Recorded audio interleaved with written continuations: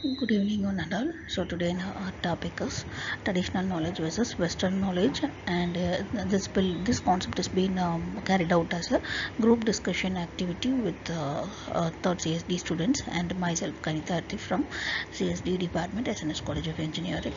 So this is the difference between differentiation chart between Western knowledge and Western scientific knowledge, and indigenous knowledge.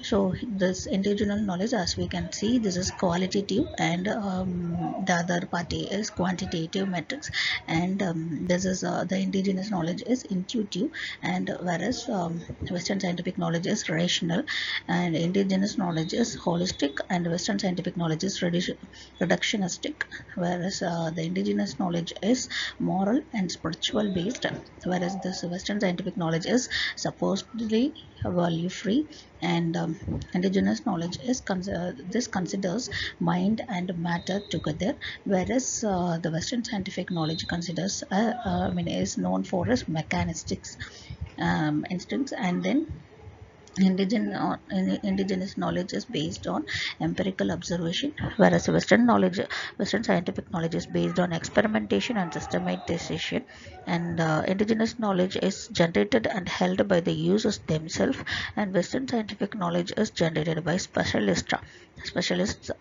and whereas indigenous knowledge is diachronic, that is a long time series of information of on one locality or local community, whereas Western scientific knowledge is synchronic, that is short term series over a large area. So next comes the difference between indigenous knowledge and Western knowledge based on the following categories. The first category is mode of thinking. So this is in this category, the first party is intuitive and holistic, and whereas the later one is analytical and segmented, and second category is mode of learning. So and first thing, indigenous knowledge, as we know, this is storytelling and observation, whereas the other thing is academic and experimental thing, kind of knowledge. And this third category is characteristic, and the characteristics of indigenous knowledge is subjective and spiritual, whereas Western knowledge is objective and reductionistic. And the next category is data creation, and this indigenous knowledge is slow and inclusive, whereas Western knowledge is fast and selective. And under the category of prediction ability, indigenous knowledge is vague and cynical, uh, cyclical, and Western knowledge is accurate and linear. And next category classification system is under this, the individual knowledge is ecological and interconnected, whereas Western knowledge is genetic and hierarchical. And the category principle believes is ecocentric, is indigenous knowledge, and the anthropocentric is Western knowledge. And the next category is health diagnostic. This is intuitive and intellectual. Intellectual is Western knowledge. And health authority category, traditional healer is an advisor with the concepts of family and community. Physician is the primary authority.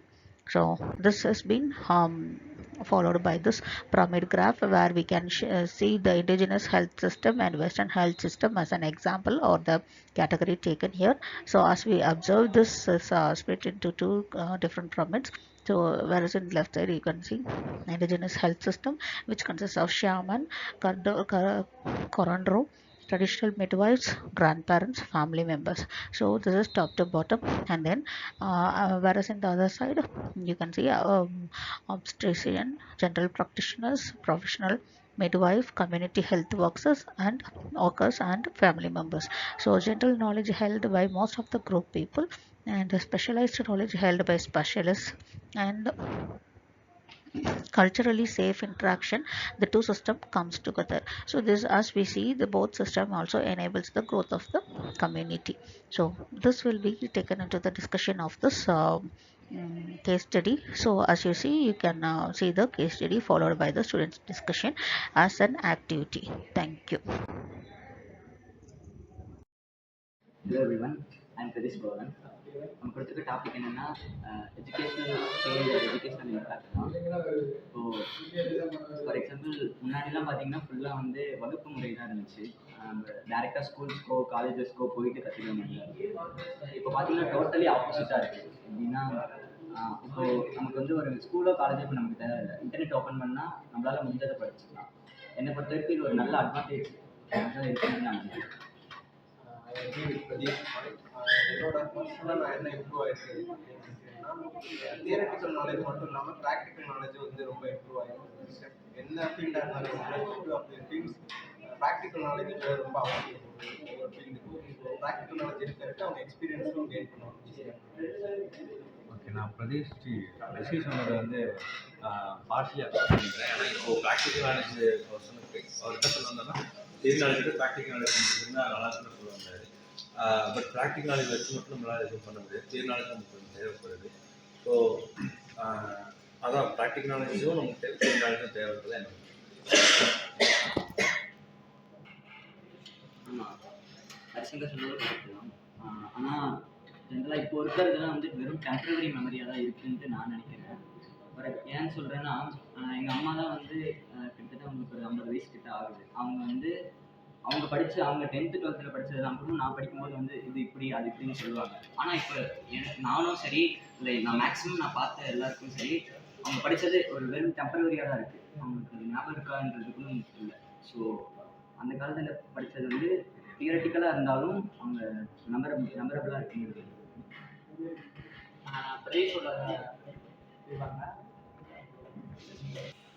Pratheesh அவன் என்ன சொல்ல வரான்னா, முதல் இருக்க system வந்து ஒரு படிக்கிறத பெர்மனண்ட்டாக மைண்டில் வச்சுக்கிற மாதிரி இருக்குது. இப்போ என்னதான் சிஸ்டம் எவால்வ் ஆகிருந்தாலும் டீச்சிங்ஸ் வந்து ஒழுங்காக தான் இருக்குது. ஆனாலும் ஸ்டூடெண்ட்ஸ் எல்லாருக்குமே டெம்பரவரி தான் மெமரி இருந்தது.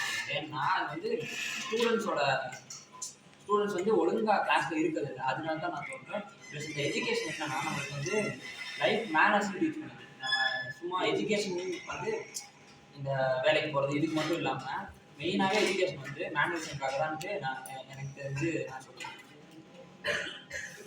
நான் வந்து அனூசின பாயிண்ட்